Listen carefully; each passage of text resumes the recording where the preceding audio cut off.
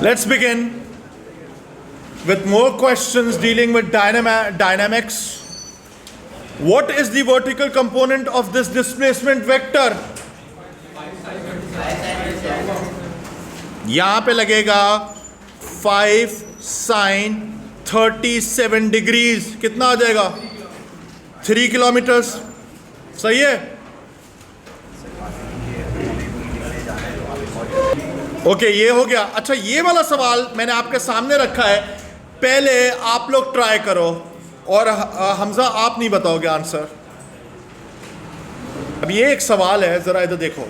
सबसे पहली चीज है, 2 blocks of masses m and m are joined by a thin string which passes over a frictionless pulley. Okay, हमारे पास एक frictionless pulley है, उसमें से घूमता हुआ जा रहा है. ठीक है.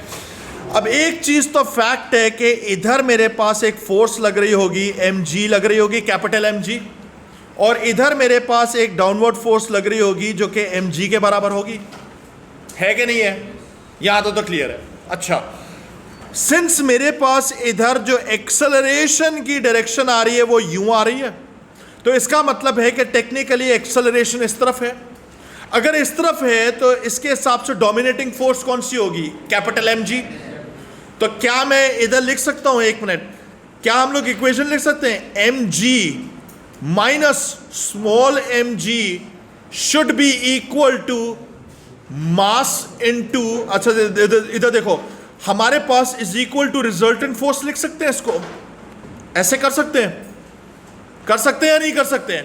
तो क्या मैं इसको ऐसे भी लिख सकता हूं? mg minus mg should be equal to total mass multiplied by acceleration. Total mass कितना मूव हो रहा है मेरे पास? m plus m.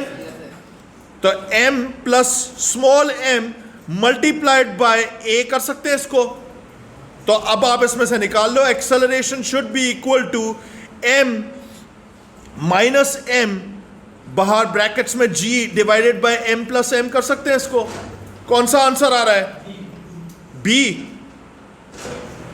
Is that clear? थोड़ी देर के लिए सवाल मैंने आपके सामने रखा है, आप देख लो, आप उसको अंडरस्टैंड करने की कोशिश करो. Let's look at this question. 2 rigid steel beams XY and YZ are fixed at their lower ends and are hinged at Y. Okay, hinge हमारे पास Y पर है. Each beam is inclined at 50 degrees to the horizontal as shown. Okay. A weight of 4 Newton, 4 into 10 raised to power 4 Newton hangs from Y. Okay. The structure is in equilibrium. इसका मतलब है जो downward force होगी वही upward force के बराबर होगी. एक काम कर सकते हैं, मेरे को पता है कि एक तो डाउनवर्ड फोर्स है और मेरे पास 2 इसके कंपोनेंट अपवर्ड की तरफ होंगे. सपोज करो कि मेरे पास जो है एक इसका अपवर्ड जो फोर्स जो लेफ्ट साइड से आ रही होगी, क्या मैं उसको लिख सकता हूं? वो हो जाएगी 4 बोल रहा हूं, let it be tension T and let this be, बल्कि मैं इसको F नाम दे रहा हूं. इधर इसको मैं F नाम दे रहा हूं, इसको भी मैं F नाम दे रहा हूं. तो ये वाली जो फोर्स होगी, जो F मैंने ऊपर की तरफ मार्क किया है, तो क्या ये मेरे पास इसके बराबर होगी? F sin 50 के बराबर होगा. सिमिलरली एक फोर्स इस साइड से भी होगी मेरे पास ऊपर की तरफ, वो भी मेरे पास किसके बराबर होगी? F sin 50 के बराबर होगी. तो मैं ये कर सकता हूं कि total upward force must be equal to total downward force. कर सकते हैं या नहीं कर सकते हैं? तो मेरे पास जो टोटल डाउनवर्ड फोर्स है वो आ रही थी 4 into 10 raised to power 4, और टोटल अपवर्ड जो फोर्स है वो हो जाएगी 2 times F sin 50. कर सकते हैं? F निकाल लो. F कितना आ रहा है? 2.6 into 10 raised to power 4 newton. तो A answer. Is that clear?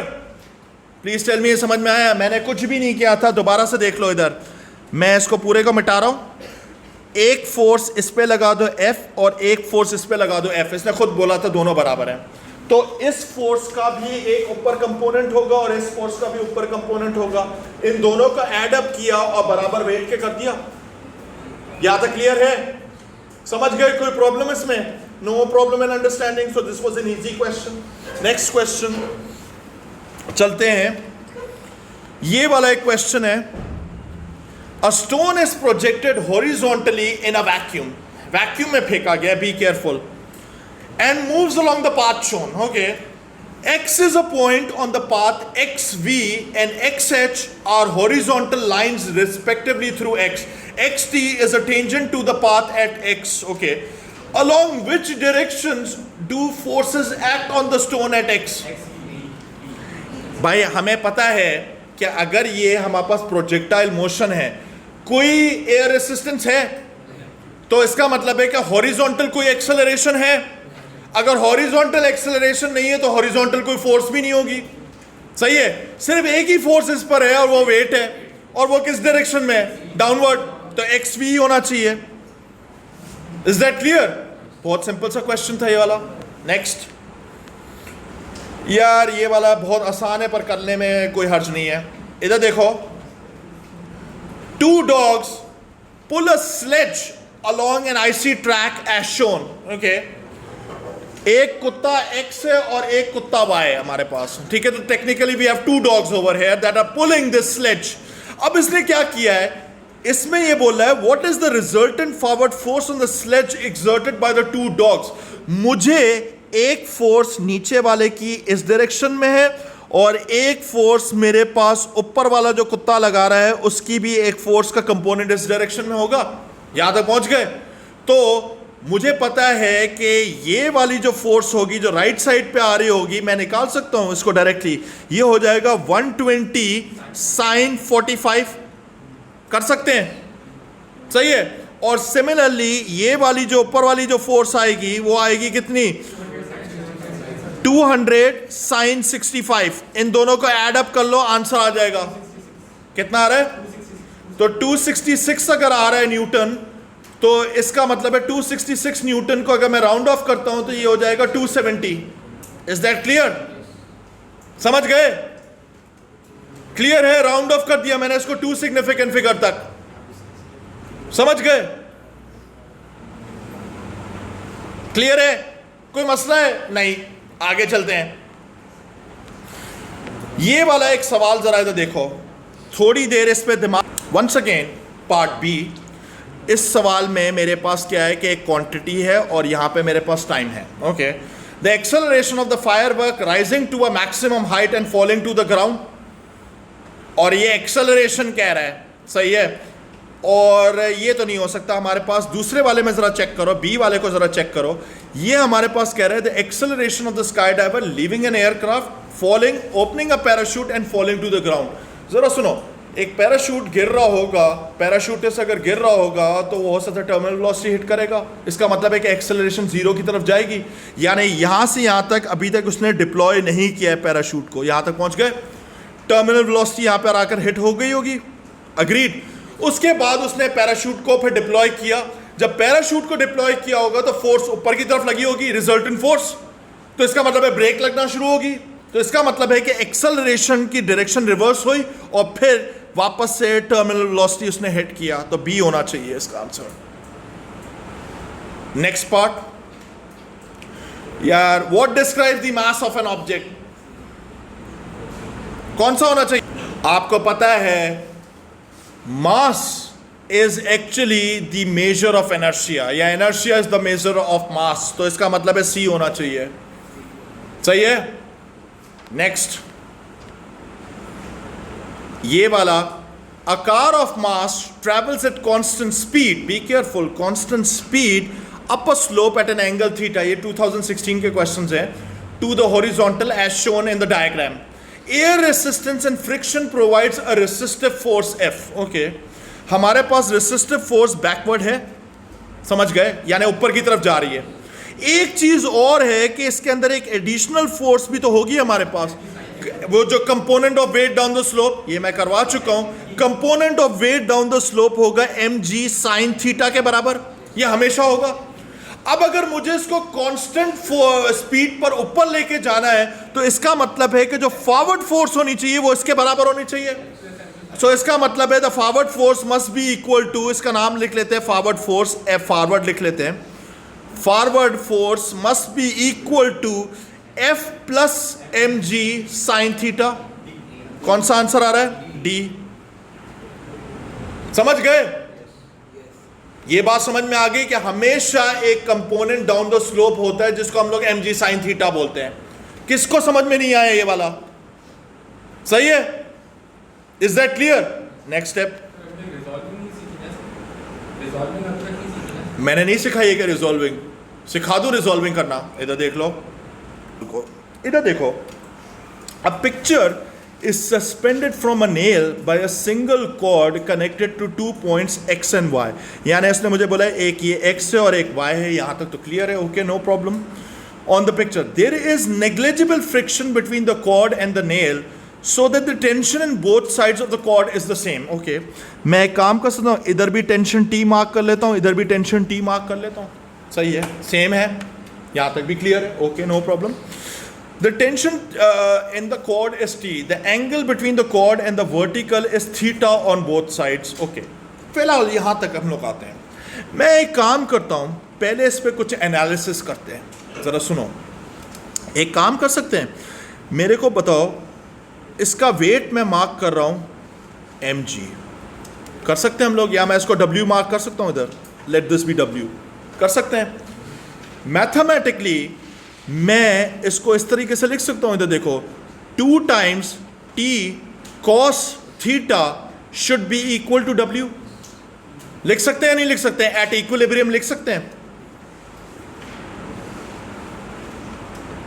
अच्छा, अब मेरे एक काम करो, अब आप एक काम करो, सिर्फ ये डायग्राम बनाकर ये वाली लिख लो अपने पास इक्वेशन। मैं आपके लिए क्रिएट आसान कर रहा हूं क्योंकि इसके 3-4 वैरायटी के सवाल पास पेपर्स में आ चुके हैं। जरा सुनो, मेरे पास ये इक्वेशन है, इसने मुझे पहला ऑप्शन दिया है, increasing the length of the cord with points x and y in the same position, same place on the picture would reduce the tension in the cord. Let's find out. हमारे पास ये equation थी, मैं एक काम कर सकता हूं, tension is equal to W over 2 cos theta लिख सकते हैं, इसको लिख सकते हैं। मुझे इतना पता है कि अगर मैंने लेंथ बढ़ाई तो थीटा की खुद की वैल्यू क्या होगी? कम हो रही होगी।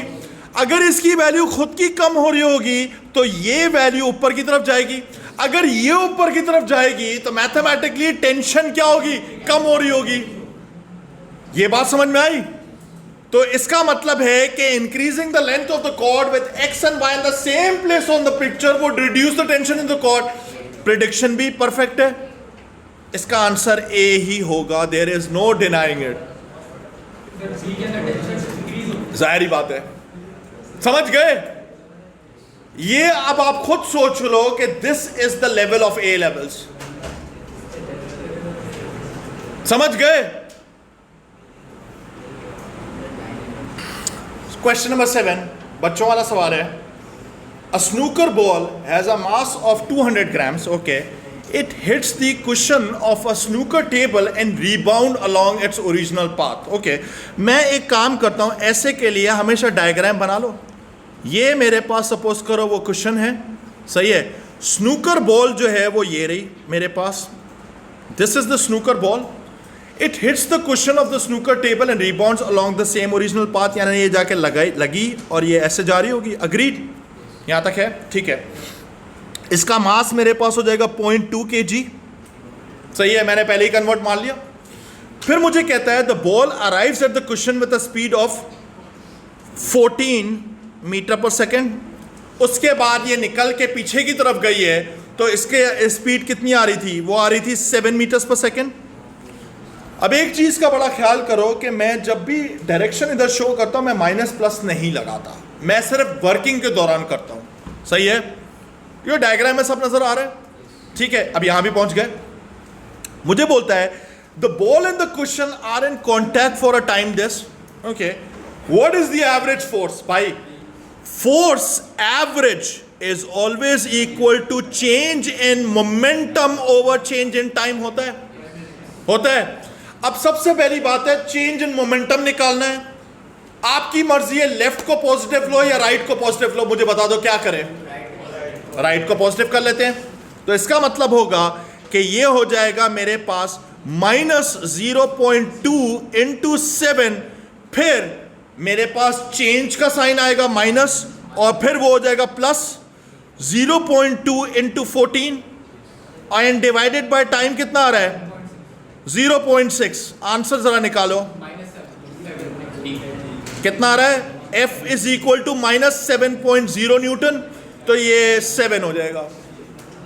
Is that clear?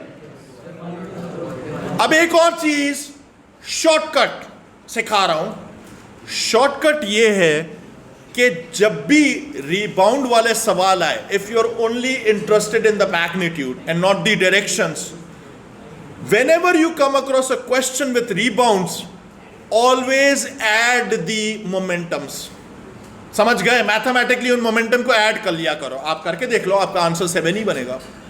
समझ गए? लिख लो, स्टेटमेंट लिख लो। ये मुझे कह रहा है a tennis ball is released from rest at time t is equal to 0 and falls through air for a long time, यानी टर्मिनल वेलोसिटी हिट करेगा। यानी मेरे पास अगर टर्मिनल वेलोसिटी हिट करेगा तो लाइन स्ट्रेट होनी चाहिए, इधर भी स्ट्रेट है और इधर भी स्ट्रेट है। लेकिन अगर उसको ड्रॉप किया गया होगा, सिंस ये ग्राफ डिस्प्लेसमेंट टाइम ग्राफ है, जब ड्रॉप किया होगा तो उसकी स्पीड क्या होगी? 0 होगी और फिर बड़ी होगी। इसका मतलब है कि मेरे पास इधर मेरे पास ग्रेडियंट शुरू में मैक्सिमम है, तो इसका मतलब है स्पीड ज्यादा है, और इसके अंदर मेरे पास ग्रेडियंट शुरू में 0 है, तो स्पीड 0 होगी। It should be D. समझ गए? नेक्स्ट स्टेप ये वाला आप लोग ट्राई करो, it's a treat. The resultant force on a raindrop of mass m falling with velocity v is given by this equation, okay, where k is a constant, g is the acceleration of free fall. What is the velocity of the raindrop when it reaches terminal velocity? By resultant force क्या हो जाएगी? 0। तो 0 is equal to mg minus kv square, यानी मेरे पास हो जाएगा mg over k is equal to v square, यानी v is equal to root mg over k c। सही है? आसान सा सवाल था। नेक्स्ट क्वेश्चन, ये वाला question number 10। A stationary toy gun fires a bullet. गोली फायर हुई गन से, ठीक है। Which statement about the bullet and the gun immediately after firing is झूठ? ठीक है। The force exerted on the bullet has the same magnitude as the force exerted on the gun by the bullet। ये वाला सच है, true लिख रहा हूं इस पर। The force exerted on the bullet by the gun is in the opposite direction to the force is a true है, ये भी न्यूटन्स थर्ड लॉ है।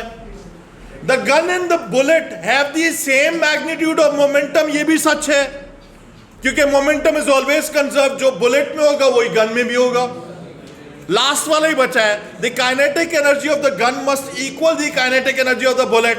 ओ भाई, गन है, उसमें अगर फायर किया होगा आवाज तो निकलेगी, आवाज निकलेगी तो काइनेटिक एनर्जी में लॉसेस होंगे, लाजमी होंगे। तो यही वाला हमारे पास नॉट करेक्ट है। Is that clear? तो इसका मतलब है डी होना चाहिए, दोनों बराबर नहीं हो सकते। समझ गए? अच्छा सवाल था ये वाला भी। बेटे गन फायर हो रही है, दोनों की क्या काइनेटिक एनर्जी सेम? वो तो जाहिर ही बात है सेम होंगे। ये वाला सवाल आप लोग करो। पहले ही मैंने आपको डिक्टेट कराया था कि रिबाउंड वाले होते हैं तो मोमेंटम्स को ऐड करते हैं, या माइनस में ऐड करो या प्लस में ऐड करो, बात तो एक ही है। तो कौन सा आंसर होगा? और हमें पता है डी होना चाहिए। समझ गए? क्लियर है? नेक्स्ट, ये भी हो गया। नहीं, ये वाला सवाल अच्छा है, बहुत नेक्स्ट लेवल है। 9th वाला क्वेश्चन, ये वाला चीखे निकाल देगा। करो। इसके अंदर हमारे पास पहले तो स्ट्रेट अवे मैंने एफ को 0 कर दिया क्योंकि टर्मिनल वेलोसिटी ही है, सही है। तो हमारे पास ये बन जाएगा v is equal to M G over K का रूट। सही है, यहां तक पहुंच गए।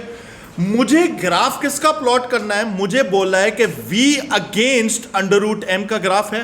टेक्निकली m के अगेंस्ट बनाना है ग्राफ, तो मैं इसको ऐसे भी कर सकता हूं कि ये basically y is equal to x raise to power half की इक्वेशन लगेगी। Can you see that? इसका ग्राफ या तो आप स्केच कर लो या आप किसी ग्राफर के अंदर इसको डाल दो, लेकिन ग्राफर अलाउड नहीं होता। अगर आपने इसको स्केच करने की कोशिश करोगे तो आप एक काम करना है, x की वैल्यूज को 1 2 3 करो, 1 2 3 4, और y की वैल्यू निकालते जाओ। आपके पास जो इसका शेप आएगा, जनरल शेप, वो b के बराबर आना चाहिए। c में नहीं हो सकता। c में मास ही जब जीरो होगा तो फिर टर्मिनल वेलोसिटी कहां से आएगी? सही है। अब मैं आपको इसका प्रूफ भी देना चाह रहा हूं कि यही वाला ग्राफ होगा। इधर देख लो, लिसन, सब कुछ छोड़ो, हमारे पास ग्राफर एक डला हुआ, उसमें मैंने इक्वेशन देख लो कौन सी डाली हुई है। ये y is equal to X raise to power half की डाली हुई, उसका ग्राफ का शेप देख लो। इधर याद करने को भी कहा था मैंने ये वाला। Is that clear? ये समझ में आ रहा है? दिस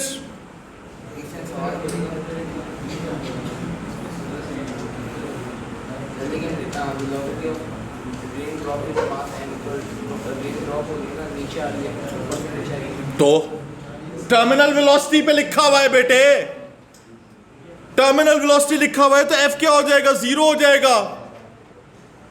समझ गए? Is that clear? ये भी हो गया। अप्लाई परफेक्टली इलास्टिक कोलिजन है।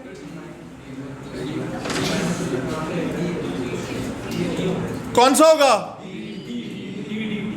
डी होगा भाई। ये दोनों अप्रोच करेगा, दोनों एक तरफ है तो एड अप हो जाएंगे u1 प्लस u2, और सेपरेशन में इसकी डायरेक्शन सही है, इसकी डायरेक्शन पीछे होनी चाहिए थी, तो ये किसके बराबर हो जाएगा? v2 minus v1। और ये कौन सा आ रहा है? d। स्ट्रेट अवे हो गया। समझ गए? बहुत आसान सवाल था। ये वाले मैंने पहले कराए हुए थे, ये वाला भी कराया हुआ था, वर्कशीट में आ गया था, ये वाला भी कराया हुआ था। ये वाला करो, करा दिया था। ओके, ओ ये वाला करो, ये वाला करो। सबसे पहली चीज है, a body of mass m moving at velocity v collides with a stationary body of the same mass and sticks to it. Okay, लेकिन हमें पता है कि एक स्टेशनरी था तो उसका मोमेंटम तो जीरो होगा। शुरू वाले का मोमेंटम होगा, वो दूसरे में भी ट्रांसफर होगा। सही है। Which row describes the momentum and kinetic energy of the two bodies after the collision? वो तो हमारे पास mv ही रहेगा। यहाँ तक तो सही है, ये बात तो क्लियर है। अच्छा, फिर उसके बाद हम लोग law of conservation of linear momentum लगा, मुझे काइनेटिक एनर्जी तक पहुंचना है। सही है। मैं एक काम कर सकता हूं, बिफोर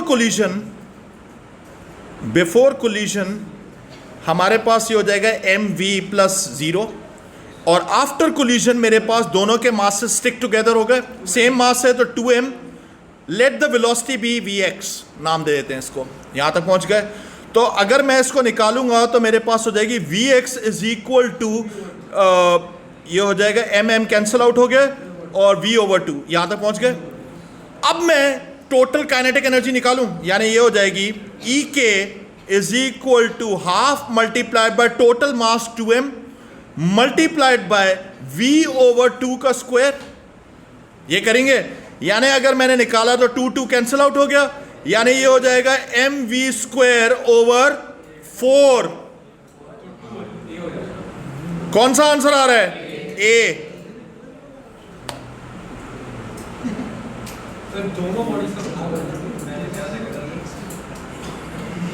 तो बेटा दोनों बॉडीज का कंबाइंड ही आएगा। सही है। Is that clear? दोनों बॉडीज का कंबाइंड ही आएगा। क्लियर है? ये वाला मुझे अभी देख के ही बता दो क्या आंसर होगा। भाई एक का मोमेंटम mu है, जब वो टकराता है वापस आता है सेम स्पीड में, रीबाउंड वाला है तो चेंज इन मोमेंटम क्या होगा, डबल हो जाएगा, एडअप हो जाएगा। तो कितना होना चाहिए, या तो नेगेटिव एडअप होगा या पॉजिटिव एडअप होगा। तो कौन सा होना चाहिए, डी। सही है। एक और सवाल देख लेते हैं। नहीं ये आसान है, ये भी आसान है। ये वाला सवाल क्वेश्चन नंबर 12। सबसे पहली चीज है, a ice hockey puck slides along a horizontal frictionless, okay frictionless को अंडरलाइन कर दिया, यानी कोई लॉस इन काइनेटिक एनर्जी इधर नहीं हो रही होगी जब तक जा रहा होगा। इट कोलाइड्स इनइलास्टिकली, यानी यहां पे के लाजमी लॉस होगा, okay, with a wall at right angles to the path and then rebounds, okay. Rebound हो रहा है तो इसका मतलब है जो पहले मोमेंटम होगा वो बाद में रिवर्स होके होगा, ऐसे ही होगा, डायरेक्शन तो चेंज होगा मोमेंटम का। यानी मेरे पास एक पॉसिबिलिटी ये है और एक पॉसिबिलिटी ये है। लेकिन जरा सुनो, विद टाइम जब तक वो जाके टकराता नहीं है तब तक तो कोई लॉसेस नहीं हो रहे, यानी मोमेंटम कांस्टेंट रहेगा। यानी मेरे पास ये वाला मोमेंटम यहां तक सेम रहा, फिर उसके बाद फिर मोमेंटम में चेंज आया रिबाउंड के वक्त, और फिर मोमेंटम कम इसलिए हुआ क्योंकि काइनेटिक एनर्जी में लॉस हुआ होगा, इनइलास्टिक है। ए आंसर होना चाहिए। बी तब होता जब आपके पास फ्रिक्शन इन्वॉल्व होती, डिसमिस्ड।